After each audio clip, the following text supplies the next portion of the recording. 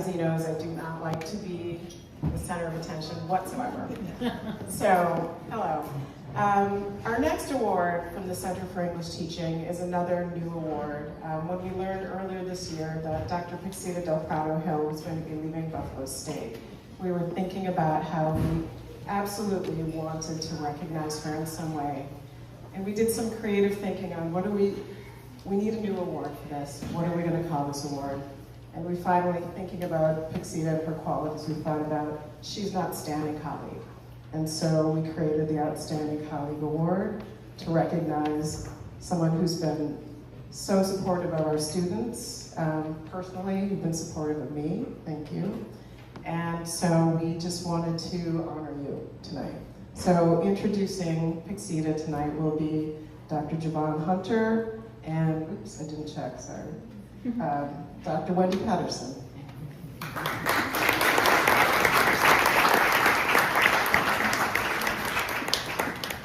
I wrote stuff down, absolutely. And it took time, there's 3 of them, right? 3 of them tonight.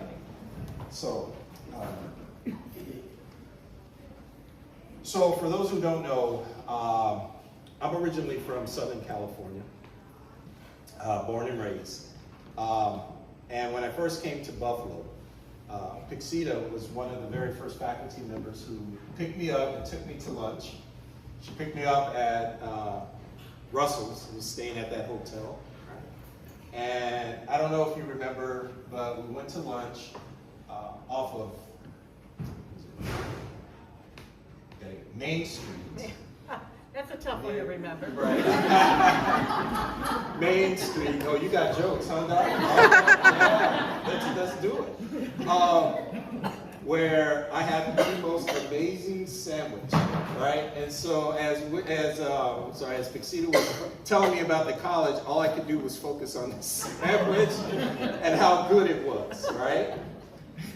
But tonight, I just have the opportunity to share with you just some brief words, Pixita, about what you mean to me. So every now and then, in academia, you'll meet someone who quietly changes you without needing a spotlight or a drum roll. And for me, that's been Pixita. I'd like to thank you for all of your advice, your honesty, your encouragement, and the gentle way that you would say, don't do that. In fact, the way you oftentimes said it was, you might want to think about it like this. I appreciated those moments because you probably saved my career at least 3 or 4 times with those statements. What I appreciate most is that you never mentored from a distance. You always showed up for me. You listened. You challenged me when I needed it, and you reminded me that meaningful work takes both insight and patience. Those of you who may not know, sometimes academia can feel like a hallway where everyone is carrying stress in reusable tote bags. But Pixita, you brought wisdom and steadiness into this space for me. I am genuinely grateful for your friendship, your mentorship, and your belief in me. I'm going to deeply, deeply miss you. I want to thank you for helping me grow into the scholar and the leader I am, and that I continue to try to become.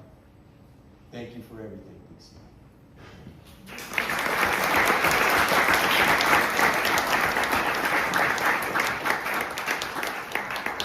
So I can just say that I'm really glad that I'm retiring so that I don't have to see what the world will be like without Pixita Del Prado Hill.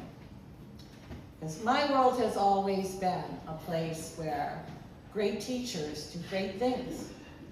And as Pixita has never shied away from answering yes to sometimes difficult requests. I remember begging her to become the chair of the Department of Elementary Education, Literacy and Educational Leadership, because when you recognize a great leader, you need to make it possible for them to lead. And that is really my job is opening that door and helping those great leaders walk through them. And Pixita was such a great leader, but she's an incredibly humble person. She would never say, oh, I'm going to be this. She would only say, are you sure you want me to do this? And of course, the answer is always yes. Pixita developed a program that I'm sure my students know, called the Professional Development Partnerships. And I've traveled with her to the national organization that honors that kind of work. And what that is represented in this room. Buffalo State cannot prepare teachers to do the kinds of things you amazing teachers do unless you do it in classrooms with real kids and real teenagers. Real people. And that is what our professional development schools allow us to do. But that is very difficult work. It takes somebody with the kind of humble political acumen, and that sounds like an oxymoron, but it really is, that Dr. Del Prado Hill brought to every school that she visited. And so we have over 100 partner schools in our professional development consortium. But it was when she left the safety of our Elmwood home and took that concept out of our country and her Fulbright scholarship down to Chile, to Santiago, Chile, and established that magical partnership with Universidad Mayor in Santiago, that we started this whole program of having our candidates participate in international schools. So teacher candidates, if you've been on an IPDP adventure, raise your hand. And did it change you? Forever. That's the legacy of this amazing woman. And unfortunately, what breaks my heart is that I had to give her a reference. Now, this is a terrible thing to do to somebody that you love.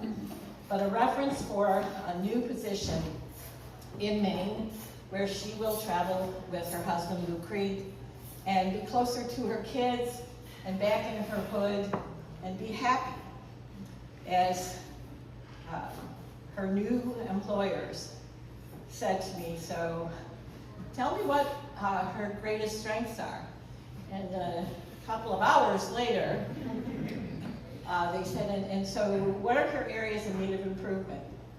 And I basically said, you've got to be kidding. Let me tell you one thing. You will have made the best decision of your life if you hire this woman. And we will be the ones who suffer most from that gift. So, Pixita, there's nothing more that I can say, because Jim won't let me stand up here for another minute. But this is what a great teacher looks like. And she is an amazing teacher. That's the best I can say. And I love you, and I will miss you terribly. This is a tremendous honor to be here tonight, to receive this award, to be with my colleagues, to be with students, to be with our school partners. I've been at Buffalo State since 1999, and it's just been a true joy, and to be here with you all today receiving this award is really meaningful, so I thank you. Also, it's just really great to be in a room full of English teachers. It's always fun. So when I was a middle and high school student, my favorite teachers were English teachers who taught me the value of the power of reading and writing, which led me to be an English major as an undergraduate who loved reading.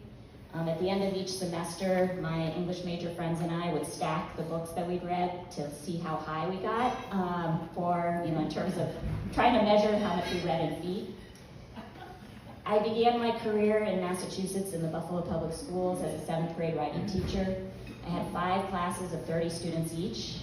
Seeing 150 students each day was overwhelming at times, but I really loved the chance to get to know them through their writing. And I went on to teach middle and high school English and social studies, And I love those students, and I loved what I learned and the chance to be part of kids' lives and the teachers that I worked with. Since coming to Buffalo State, I've loved teaching methods as new teachers learn about our truly beautiful profession. It's such an incredible privilege to be a teacher and to each day learn something new. And so I'm grateful to have chosen a career path that I have loved each step of the way, and that has allowed me to interact with so many students, so many colleagues, so many school partners. So thank you again for this great privilege.